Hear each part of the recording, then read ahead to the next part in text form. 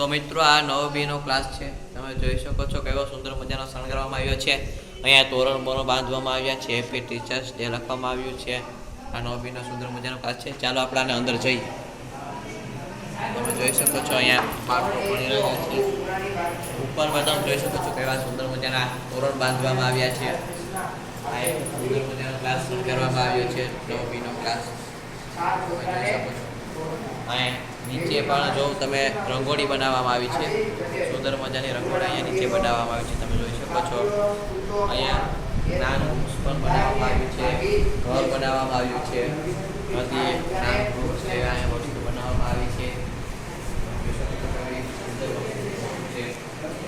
અહીંયા આપણા કુદરતી દ્રશ્યનું દર્શન કરાવવામાં આવે છે.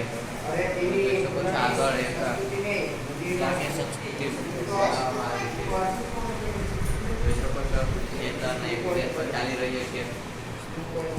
અહીંયા ખેતર તમે જોઈ શકો છો ખેતર ઘર નદી જેવું બનાવવામાં આવ્યું છે. અહીંયા કૂવો એવી ગ્રામ્ય સંસ્કૃતિ અહીંયા બનાવવામાં આવી છે.